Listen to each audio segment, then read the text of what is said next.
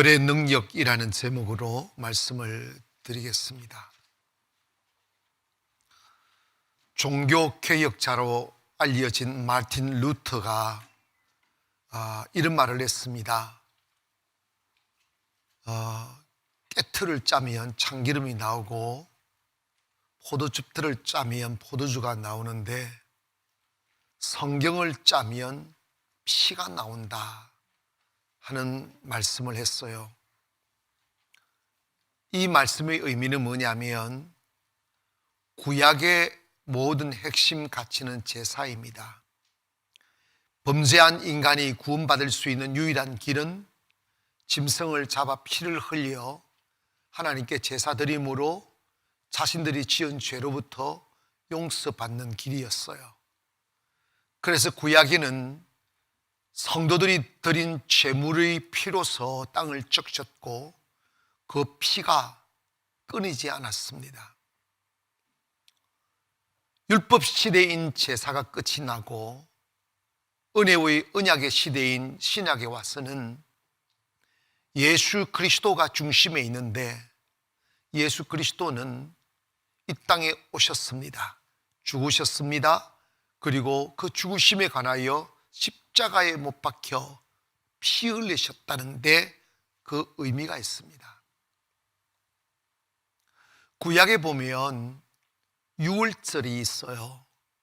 근데 유월절의 그 핵심이 뭐냐면 이스라엘 백성들이 430년 동안 피는 유대인이로되 애굽의 문화와 애굽의 재성 속에서 살아가다 430년 만에 모세를 통하여 출애굽을 할 때 바로가 이스라엘 백성들을 놓아주지 않으니 10가지 재앙으로 바로의 마음을 꺾는 과정에서 마지막 재앙이 장자의 죽음이었습니다.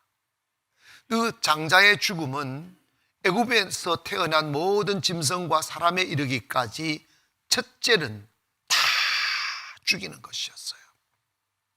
그래서 그 장자의 죽음으로 인하여 온 세상이 통곡과 슬픔으로 뒤덮이게 되었는데 하나님께서 이스라엘 사람들에게만 특히 뭘 하게 만들었냐면 양을 잡아서 피를 흘리게 만들어 그 피를 대야에 담아서 그 피를 문설주에 바르게, 문설주라는 것 때문에 그게 쇠로 만들어진 그 손제비 같은 거, 그걸 문설주라고 하잖아요. 거기에다가 피를 발라라는 거예요. 그런데 이스라엘 백성들은 양을 잡아서 그 재앙이 내리기 전날 밤에 그 저녁에 이렇게 문설주에 피를 다 발라놨어요. 늦은 밤이 되어서 죽음의 사자가 내려와 하나님의 명령대로 온 애굽의 장자들에게 죽음을 내리기 시작했어요.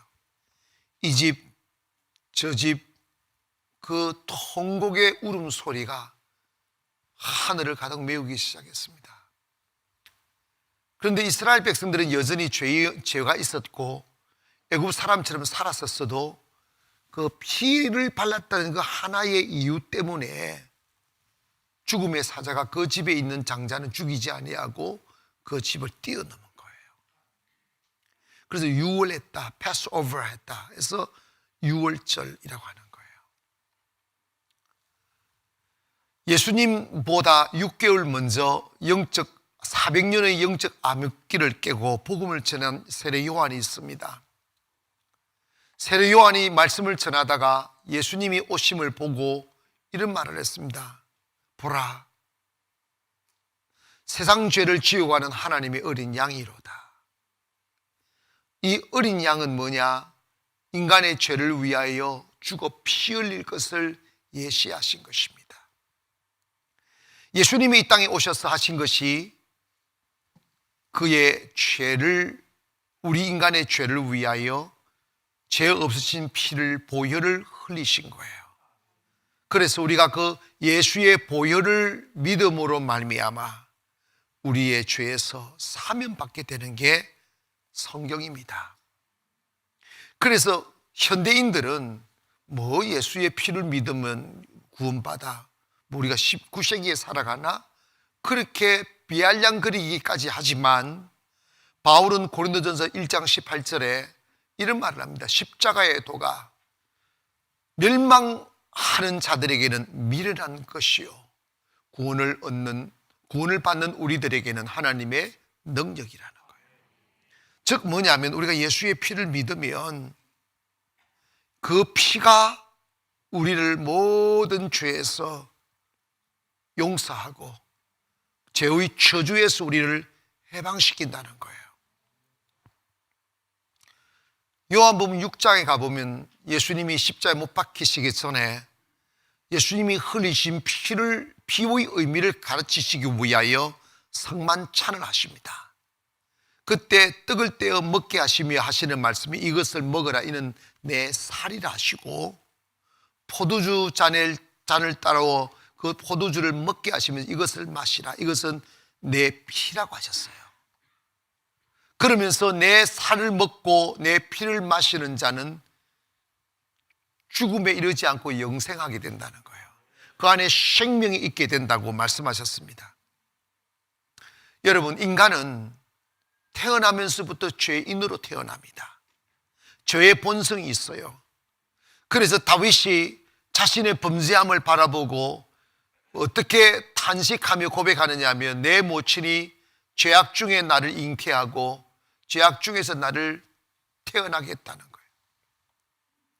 때문에 우리가 아이를 키워보면 키가 자라고 철이 들면서 선한 것을 생각하고 아름다운 행동을 하는 게 아니라 거짓말하고 죄짓고 나쁜 짓 하죠. 청소년들 부족함 없는 부유한 가정에서 먹을 것 풍족하게 있고 좋은 옷, 좋은 방, 따뜻한 방에 잠을 자면서도 홀로 그 방에 두면 악한 생각이 그들을 막 사로잡아요. 그거는 뭐냐? 인간 속에는 죄성이 있기 때문입니다. 로마서 3장 23절에 이런 말씀을 하셔요. 모든 사람이 죄를 범하였음에 하나님의 영광에 이르지 못한다는 거예요. 하나님의 임재, 하나님의 거룩함 앞에 못 나간다는 거예요. 왜?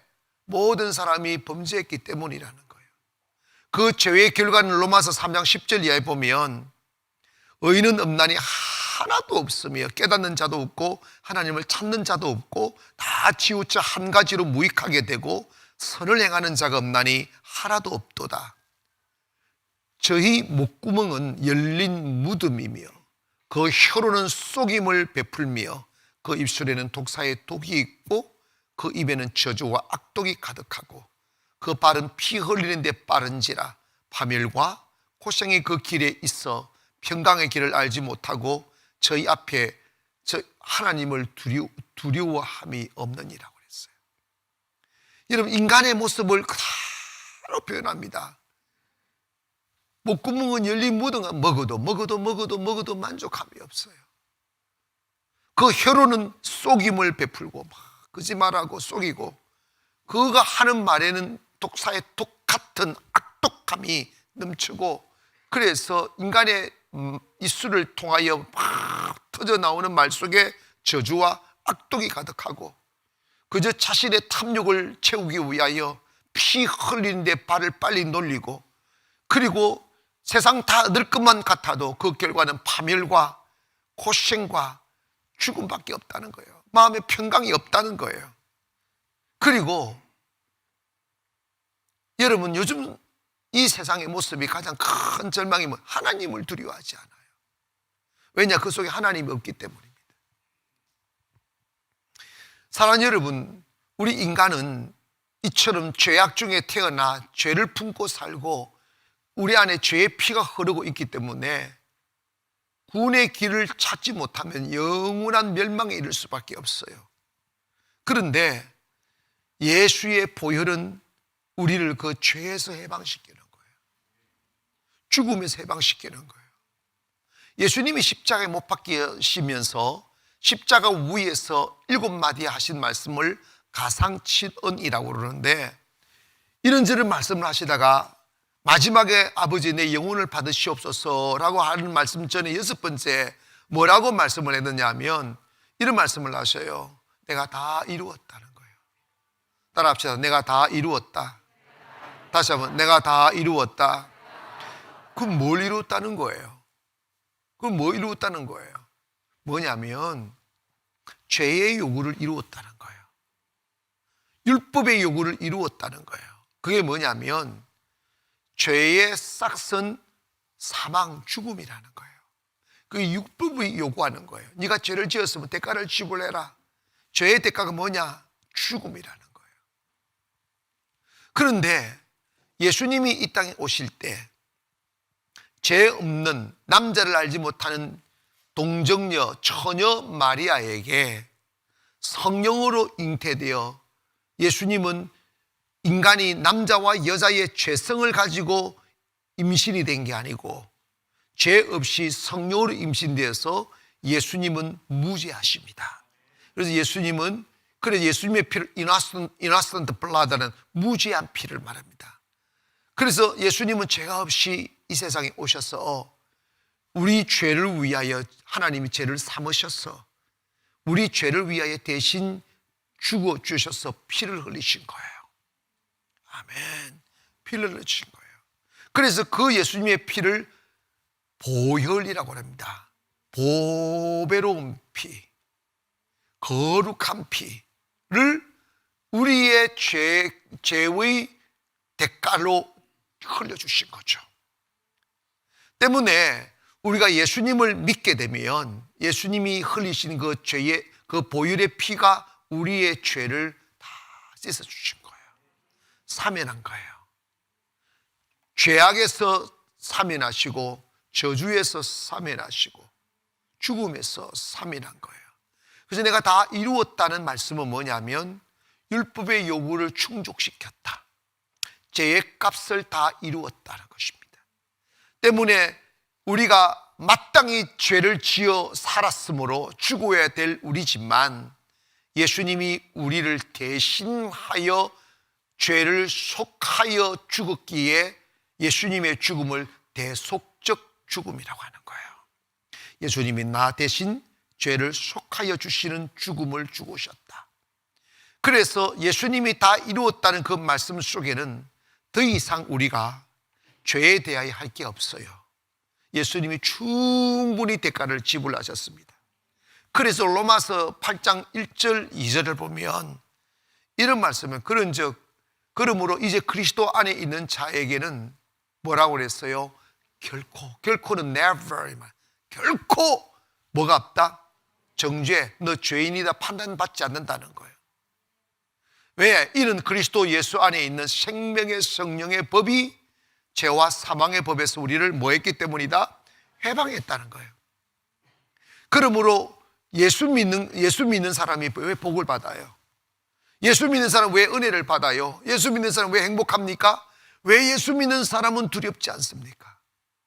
요즘 사람들 보면 우리는 자유민주 국가에 살고 누가 칼 들고 쫓아오지 않는데도 불구하고 밤에 잠을 이룰 수 없을 만큼 두려움에 빠져 있고 염려에 빠져 있는 분들 많습니다. 그거는 영적으로 보면 사탄의 정죄 아래에 있기 때문입니다. 예수 만나면 평안이 옵니다. 예수 만나면 두렵지 않습니다. 예수 만나면 웃을 수 있어요. 왜? 용서의 기쁨이 내 마음을 채우기 때문입니다. 때문에 우리가 교회에 오셔서 우리가 당당할 수 있고 우리가 찬송할 수 있고 꿈을 꿀 수 있고 행복해 할 수 있는 이유가 뭐냐면 예수님의 보혈 때문입니다. 예수님이 흘려주신 보혈의 피가 나를 정결케 한 거예요. 찬송 중에 보혈을 지나 아버지 하나님 품으로, 여러분 있잖아요. 하나님의 거룩하심 앞에 모든 사람이 죄를 보면서 하나님의 영광 거룩함에 못 나갔는데 이 예수의 보혈을 통과하면 예수님 영광 앞으로 나갈 수 있는, 아버지 영광 앞으로 나갈 수 있는 거예요. 오늘 그러면 여러분이 내가 하나님이 보내준 예수님으로 인하여, 예수의 보혈로 인하여 내 죄가 사면받고 거룩하게 되었다는 것을 믿기를 바랍니다. 우리 마스크를 쓰실 때는 주님이 마스크를 쓰시고도 주님을 찬양하려고 노력하는 그 모습 주님이 기뻐하셔요. 보혈을 지나 하나님 품으로, 보혈을 지나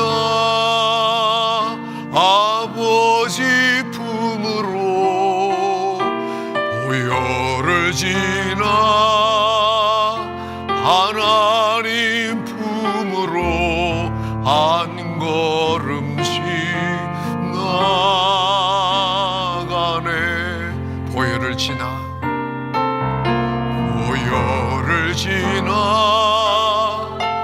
하나님 품으로 보혈을 지나 아버지 품으로 보혈을 지나 하나님 품으로 한 걸음씩 나가네. 존귀한 주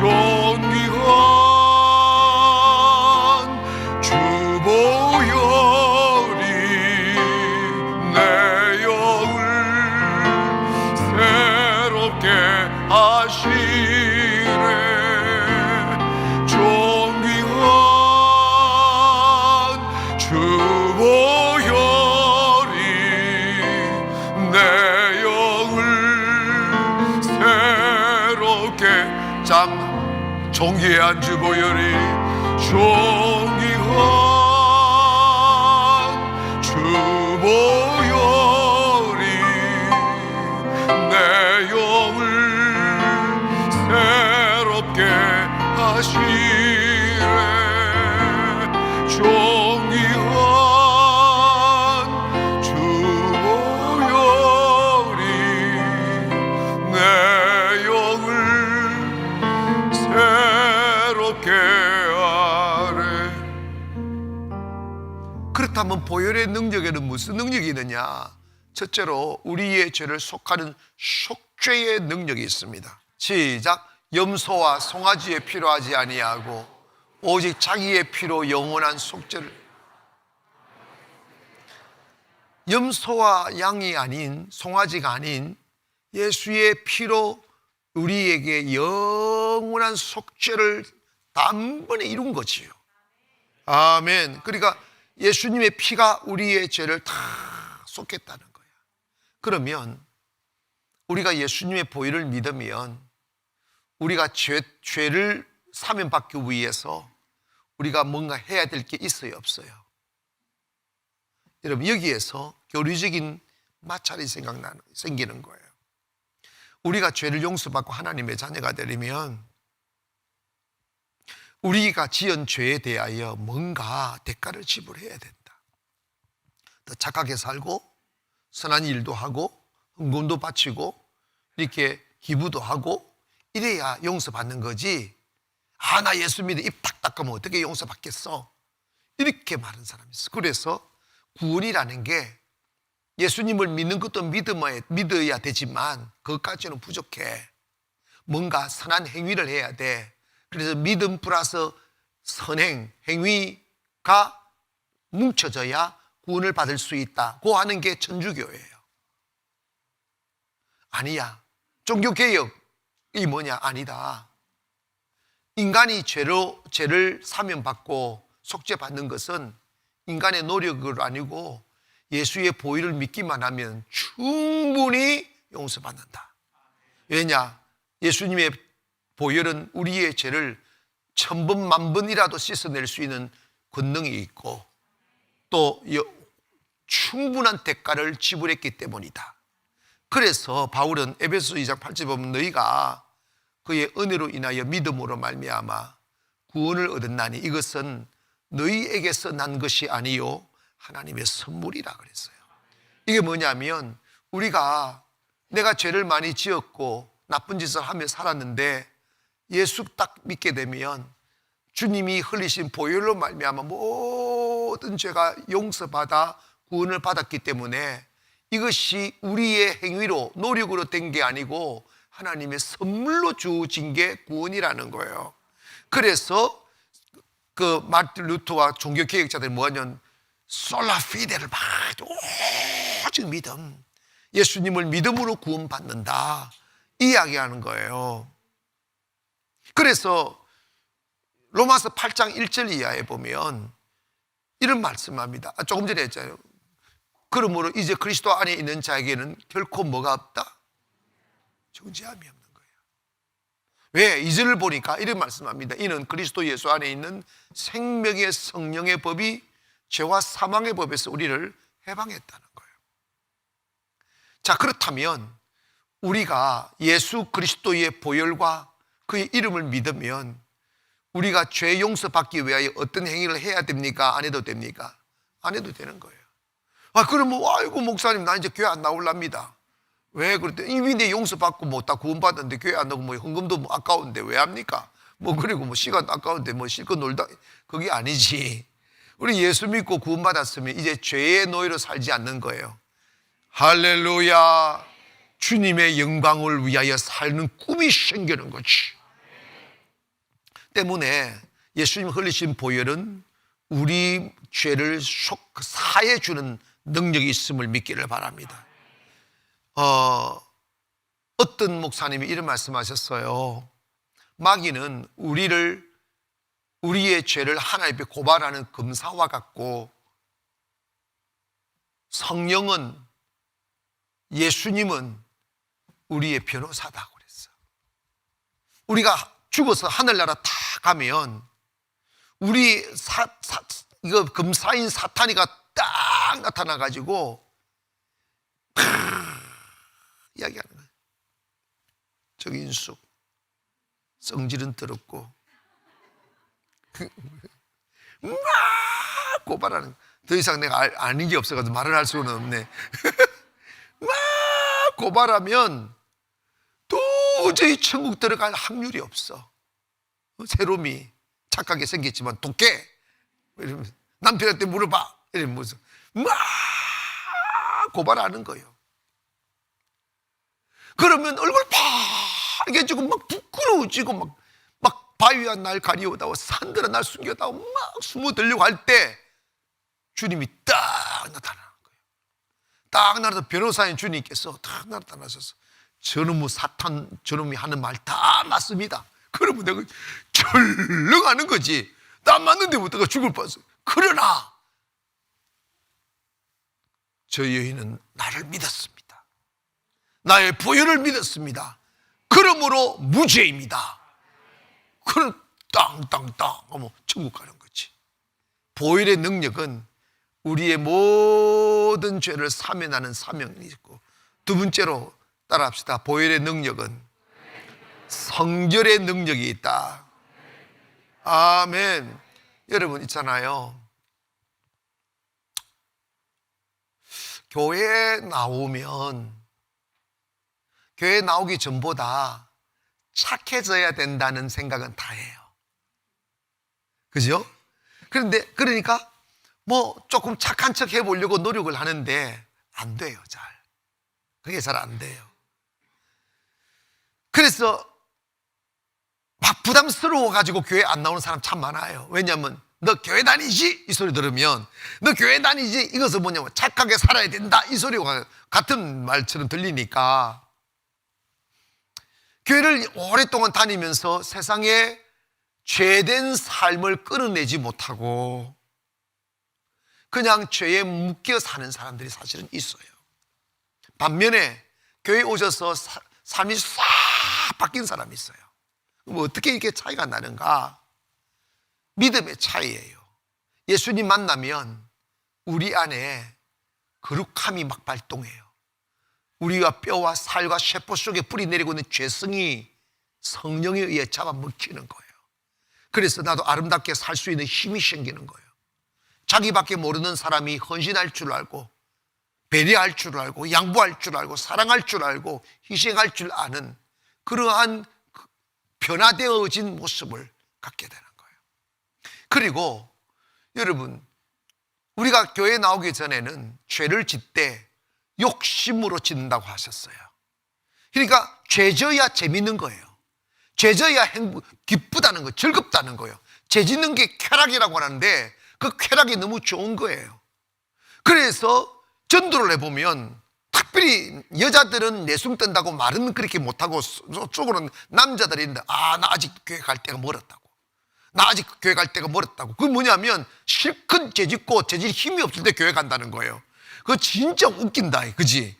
말이 안 되는 소리예요. 자기가 언제까지 살지 누가 알아? 주님 부르면 오늘 가야 되는데. 그런데 그게 뭐냐면 나 아직 교회 갈 준비 안 됐다는 거지. 그런데 여러분 봐봐요. 교회 오셔서 은혜를 받아야 되는 이유가 이건 거예요. 성령 받아야 될 이유가 이런 거예요. 여러분, 죄를 지으며 느끼는 즐거움을 쾌락이라고 그래요. 근데 그 쾌락은 그것으로 끝나는 게 아니고 또 마약과 같아요. 마약을 먹으면 좋긴 한데 부작용이 일어나잖아. 삶을 망가뜨리고 무너뜨려버려요. 감옥 가게 만들고. 마찬가지로 여러분, 쾌락에 중독이 되면 사람 완전히 맛이 가요. 부모도 없고 자식도 없고 가정도 없고 미래도 없어요. 오직 쾌락에 노예되어 죄 짓는 맛으로 사는데 그게 뭐냐? 결국은 멸망에 이르게 하는 거죠. 내 가정도 내 자신도 삶도 파괴할 뿐만 아니라 영혼도 무서운 지옥의 나락에 처박아 넣어버려. 영원한 저주 아래 있게 하는 거예요. 그런데 여러분, 거기서 빠져나오려면 은혜를 입어야 돼요.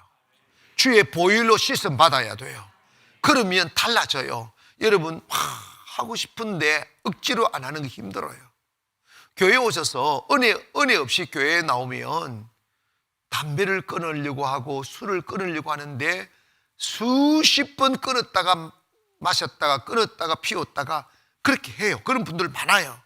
그건 자기가 하려고 하기 때문입니다. 은혜 받으면 저절로 끊어져요. 싫어져요. 내 몸이 거부해요. 나의 나된 것은 하나님의 은혜로다. 때문에 보혈을 다 믿고 주의 보혈을 믿어야, 보혈이 내 죄를 덮어야 성령이 임하는 거야.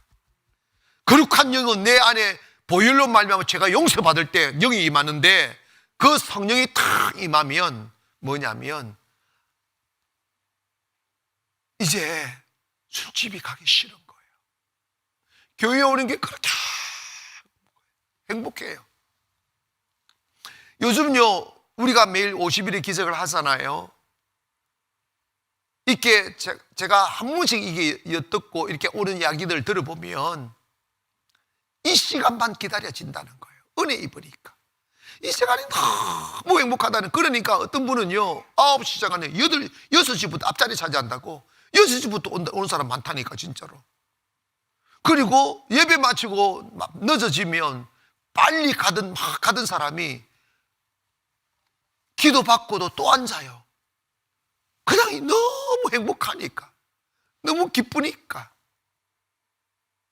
여러분, 이게 있어요.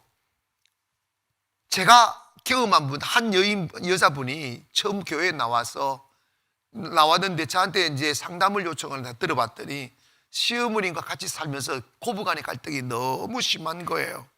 근데 이 여인이 작은 사업을 했었는데, 사업을 하면서 그냥 집이 들어가기 싫으니까 아침 일찍 나오고 밤 늦게 들어가고, 그러면서 시어머니는 며느리가, 아들이 변변찮으니까 며느리가 벌어주는 그거 가지고 생활비하고 이러니까 큰 소리 못 치고 가면서 서로, 그러면 속으로 막 미워하고 막 인연 저전하고 막 이렇게 사는 그런 거. 그러니까 집에 들어가기 싫은 거예요. 그래 맨날 일 끝나면 술 마시고 담배 피우고 이게 낙으로 살던 사람인 거라. 그러다가 예수 믿게 되는데 그 고백을 저한테 다 하는 거예요. 그리고 자기도 주님 만나고 싶다고 기도를 해줬어요. 기도를 해주는데, 기도를 받고 사업자 손님을 만나러 가는데 갑자기 막 못 가겠더라는 거예요. 그 술자리에 못 앉겠더라는 거죠. 그래서 차를 딱 타가지고, 운전대 타가지고 딱 습관처럼 손이 어디가 담배를 탁 하는데, 담배를 불을 탁 켰는데 머리가 띵해지더라고요. 몸이 반응하더라는 거지. 그러면서 술이 떠나가고 담배가 끊어지고, 그리고 그 성령님을 만나서 주님 만나니까 이렇게 표현하더라고요. 목사님, 이거 어찌된 저는 우리 집에, 자기 집에 들어가는 지옥 같다는 거예요. 문을 탁, 자기 시어머니가 함께 있는 그 공간 문 딱 열면 지옥 같은 느낌을 받았는데, 주님 탁 만나고 그날 밤 딱 집에 문을 딱 딱 열었는데 집에서 향기가 확 나더란다. 천국 같은 향기가 확 나더란다. 이게 변화예요. 할렐루야. 여러분 있잖아요, 주님의 보혈로 덮임 받으면 내 안에 성결의 영이 임하는 거지. 그래서 예수 믿고 주님 만나면 무슨 재미로 사나 하는데 아니에요. 여러분 정말 주님 만나면 행복합니다. 충분히 세상을 살아갈 수 있는 힘이 있어요. 어느 건축업자가 저하고 대화하다가 담배를 피우는 거지. 이게 아직 전혀 교회를 모르니까, 목사가 누군지도 모르고. 그러니까 이런 거예요. 목사님. 그러니까 내가 목사라는 거면 알아요. 목사라는 거 알아요. 그러니까 목사님, 네. 그랬더니 목사님은 무슨 재미로 사느냐요. 무슨 재미로? 목사님, 그러면서 목사님 담배 피우세요? 이런 물어보는 거야. 그랬더니 무슨 재미가 있어요? 담배 안 피우면 무슨 재미로 사느냐고. 자기는 스트레스를 건축하다 보니까 너무 스트레스를 받는데, 그래가지고 스트레스 받을 때마다 담배가 쭉 빨아가지고 이 재미로 산대. 그러다가 좀 심심하면 목사님, 그 계란 알맹이 만드는 거 아세요? 그러는 거예요. 담배 피워왔다며 계란 알맹이 만드는 거 계란 구름 만들 줄 아느냐요. 그게 뭐냐고. 그래가지고 그게 뭐냐, 제가 한번 보여드릴게요. 이러는 거예요. 그래 담배를 쭉 이렇게 빨더니 이거를 막 씹어요. 연기를 씹더라고. 이걸 막 씹어가지고 그러니까 뽀롱뽀롱뽀롱뽀롱뽀롱 이렇게 계란 같은 거 연기가 뽀롱뽀롱 올라가더라고. 목사님 멋있지 않아요? 이런 거야. 그 재미로 산다는 거야. 목사님은 담배를 안 피우면 스트레스를 어떻게 풀으냐고. 근데 여러분 보면서 그 담배 피운다고 스트레스 사라집니까? 해결됩니까? 예수 믿고 주님 만나보세요. 스트레스 근원이 해결됩니다. 주님 역사하신다니까요. 주님 은혜 받으면 감옥 같은 가정이 평화로워지고 은극기와 많은 잡풀들이 가득 찬 내 현실에 사라지는 거지. 하나님이 축복하십니다. 할렐루야. 주님 만나면 영이 느끼는 행복이 있어요. 그 맛보면 담배 아니지. 보혈로 여러분 심령이 덮이기를 주의 이름으로 축원합니다. 정말 주님 앞에 딱 주님 만나서 죄로부터 해방받는 그 자유의 기쁨은 세상 그 어떤 것과 견주 비교될 수 없는 기쁨이에요. 마지막으로 우리가 한번 생각해야 될 부분이 뭐냐면, 보혈의 능력을 딱 경험하면 우리 몸을 아름답게 사용할 수 있는 헌신의 능력이 옵니다. 로마서 12장 1절에 보면 너희 몸을 하나님이 기뻐하시는 산 제물로 드리라고 그랬어요. 죄의 도구로 쓰지 말고 의의 도구로 쓰고 악의 도구로 쓰고 선의 도구로 쓰라는 거예요. 그런데 마귀가 우리 몸을 딱 장악하게 되면 생각하는 것과 계획하는 것들이 다 항상 악할 뿐이란다. 그래서 행동하는 모든 것이 죄악뿐이니 자신의 삶을 드러내기를 싫어하는 거예요. 항상 어두워요. 항상 불안해요. 항상 두려워요. 여러분 요즘 정신쇠약, 우울증 이런 질병으로 고생하는 분들이 생각보다는 많은데 왜 그러냐면 그 바로 죄책감 때문에 그런 거예요. 언제 어떤 일이 하나님이 나를 지켜주시고 하나님이 나와 함께 하시며 오늘보다 더 아름다운 내일을 주실 것이며 더 나은 내일을 하나님 예비하실 것이라는 믿음이 있으면 왜 두려워요? 근데 여러분 죄에 사로잡히게 되면 두려움이 오게 돼 있어요. 왜? 사람이 제일 두려운 게 죽음이에요. 여러분 죽음 앞에 당당할 수 있는 사람 누가 있어요? 그런데 여러분 왜 죽느냐? 성경은 죄의 삭시 사망이라고 그랬어요. 두려움은 죄에 대한 두려움이고 죽음에 대한 두려움인데 기독교의 생명이 뭐예요? 우리 죽지 않는다는 거예요. 나를 믿는 자는 죽어도 살겠고 무릇 살아서 나를 믿는 자는 영원히 죽지 않는다. 영원히 산다는 거예요. 자유가 오는 거예요. 그래서 예수 그리스도의 육체의 죽음을 우리는 슬퍼하지 않는 이유가 뭐냐면 하늘나라 이미 가는 거예요. 그래서 우리는 막 아이고 이러지 않잖아. 그 아이고가 옛날 사람들 어떻게 영어를 알았는지 내가 간다 그러잖아. 아이고. 그런데 여러분, 우리는 그렇게 하는 영광일세 내가 누릴 영광일세 하잖아. 은혜로 주 얼굴 배옵나니 지극한 영광 내 영광일세 하잖아. 죽음이 영광인 거지. 왜? 믿어지니까. 그것이 있으니까. 그리고 여러분, 주님 만나지 아니하고 보혈의 능력으로 옷 입지 아니하면 교회를 다녀도 그렇고 안 다녀도 그렇고 자기가 살아가는 목적이 자기 신이 하나님이 아니라 자기 신이 배가 되어버려요. 가장 먹고 입고 쓰는 것의 노예가 되어버려요. 생존의 노예로 살아가요. 여러분, 현실적으로 따져 물으면 그것이 맞는 듯 해요. 근심이 확 찾아오고 염려가 살아오고 내 자식 먹여 살려야 되니까, 내 가정 지켜내야 되니까, 나도 사람처럼 집 짓고 살아야 되니까 막 몸부림치며 일의 노예로 살아요. 그런데 가져도 불안하니까 두려워하고 염려하고, 그 염려가 내 마음을 사로잡으면 충분히 행복해 할 수 있는 어린 아이들이 해맑은 얼굴로 웃고 있음에도 불구하고 그 웃음이 외로움으로 다가와요. 내 옆에 평화롭게 잠자는 아이들이 두려움으로 찾아오고, 해맑은 얼굴로 바라보는 아내의 웃음이 부담으로 다가온다고. 목사님 그거 어떻게 아느냐고. 나도 알아. 내가 경험해 봤다니까. 믿음 없으면 그 생각이 잡혀요. 그래서 삶이 재미가 없어요. 삶이 불행해요. 그런데 여러분, 그런 생각에 사로잡혀 더 잘 살고 싶고 더 안전하고 싶어서 그런 생각에 사로잡히는 듯 하였지만 현실은 반대로 나타나는 거예요. 가난을 두려워하면 가난이 오고 염려하면 염려할 일이 생기는 거예요. 믿음대로 된다는 말씀은 뭐냐? 주님이 나를 죄에서 저주 해방했으니 하나님 나를 축복하실 거라고. 예수 믿는 사람은 영혼만 구원받는 것이 아니라 우리의 삶의 가시덤불과 은근길을 하나님이 제거하시고 축복의 땅으로 인도하는 가나안의 백성임을 믿기를 바랍니다. 이걸 발견하셔야 돼요. 하나님 은혜 안에 살아야 물질도 오는 거죠. 은혜 안에 살아 건강도 오고 행복이 오는 것입니다. 하나님은 우리를 영혼만 구원하신 것이 아니라 전 인격적 구원을 말씀하는 거예요.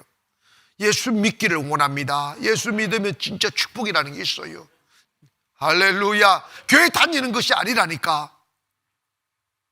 교회 다니는 것이 다가 아니래요. 예수 만나기를 원하고 보혈의 피로 내 죄를 다 씻음받기를 원하며 그 씻음받은 영혼에게 채우시는 성령을 받기를 바랍니다. 그래서 그 성령을 받으면 그 성령께서 여러분을 축복합니다. 근데 여러분, 진심으로 주님의 보혈로 나가면 절망이 사라져요. 우리의 앞길을 가로막는 벽이 무너져요. 그게 은혜라는 것입니다.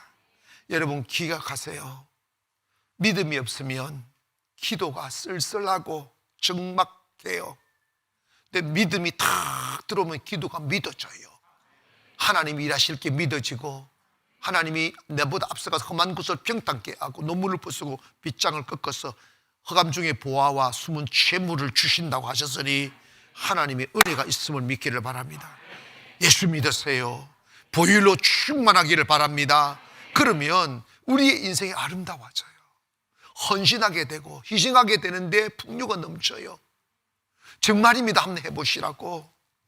우리는 있잖아요, 그 은혜가 없으면 내 혼자 먹고 사는 것도 버거워서 비틀거려요. 내 가정 하나 세우기가 버거워서. 저 여러분 있잖아요, 한때 우리 아들 딸 둘이잖아. 저 아들 딸 둘이 딱 낳아놓고 이 아들 딸 먹여 살릴 것이 막막해서 너무 내가 결혼을 한 걸 후회한 적이 있어요. 잠시 동안. 뭐 누구 사랑하고 안 하는 그런 의미가 아니고 삶의 무게가 너무 무거워서 차라리 내가 결혼 안 했으면 이 걱정도 안 하고 자유롭게 살 수 있을 텐데 결혼해서 아이 낳아가지고 이 아이들 뭐 이렇게 가난하게 키우는구나, 이 생각이 확 들어오니까 살맛이 안 나더라고요. 그런데 여러분, 그것이 현실이 어려웠고 가난해서 그런 게 아니고 내가 자신감이 없는 거예요. 믿음이 없는 거예요. 똑같은 현실인데 주 앞에 엎드려 기도하고 보혈이 나를 덮고 하나님의 성령이 나를 사로잡으니까 에너지가 생기는 거예요. 아멘 합시다. 에너지가 생기는 거예요. 그래서 여러분 있잖아요. 우리 교회가 왜 하나님 은혜가 있느냐면 우리 상가에서 개척할 때 얼마나 어렵습니까? 진짜 월세 처음에 내가 450만 원씩 내고 시작했는데 1년에 맨날 올려서 450만 원, 500만 원, 600만 원 뭐 이런 식으로 줬는데 그게 개척할 때 그게 보통 부담감이 아니에요. 그런데 마음에 여유가 오니까 내가 고아원 세운다고 꿈을 꿨잖아. 커피는 고아원.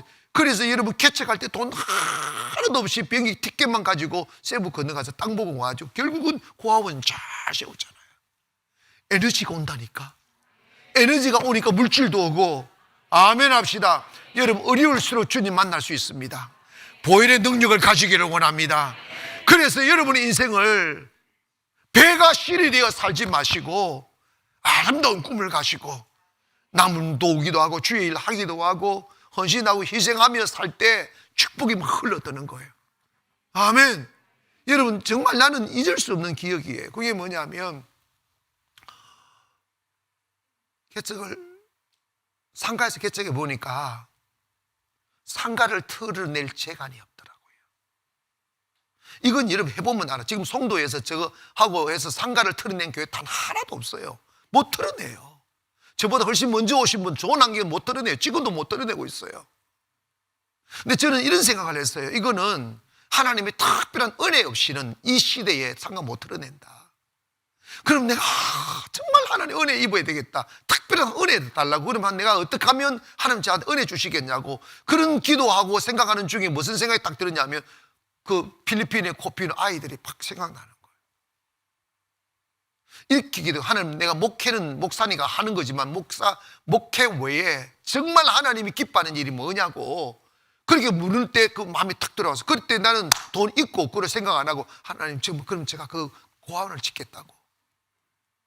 그래서 주님 일이니까 돈 없이 그냥 건너가는 거지. 저지르는 거지. 그냥 해보는 거지. 했더니 여러분 있잖아요. 지금 지어놓은 그 땅을 알게 되고 그걸 어떻게 사게 되고 짓게 됐는데 그걸 딱 사게 되니까 하나님이 기적같이 그 상가를 털어내고 이곳으로 인도하신 거야. 지금은 여러분 내가 제일 잘 나가 이러잖아. 우리 교회가 잘 나가죠. 이런 봐봐요. 이게 이런 비밀을 깨달아야 돼요. 욕심으로 잘 살지 못해요. 헌신으로 잘 살게 됩니다. 축복의 그래서 내가 깨닫는 게 선교는 주는 것이 아니고 받는 것이구나. 끝없이 우리가 그 과정에서 우리 교회 개척하면서 이 교회 세워오면서 고아원 짓죠. 학교 세웠죠. 교회 세웠죠. 상상할 수 없을 만큼 많은 것을 이루어놨어요. 근데 그때 제가 정말로 양심적 고백이지만 처음부터 할 때마다 돈이 있은 적 없어요. 그냥 믿음으로 밀었더니 하나님이 그때 채워주셨어요. 그런데 우리 교회가 망했느냐? 여러분 대한민국 제일 잘 나가는 교회라고 소문났잖아요. 여러분 봐봐요. 그게 뭐냐면 있어서 섬기는 게 아니더라고. 보혈의 능력이 들어 믿음으로 섬기는 거야. 할렐루야. 믿음으로 섬기는 거예요. 사는 성도 여러분, 우리 보혈의 능력 믿고 살기를 바랍니다. 죄에서 해방받아 하나님 자녀 되고 축복의 주인공이 되어서 이 코로나 시절 때 더 잘 되고 더 건강하고 더 행복하고 회복의 시간이 올 때 여러분이 축복의 통로가 되기를 주의 이름으로 축원합니다. 기도하겠습니다. 그렇게 하시나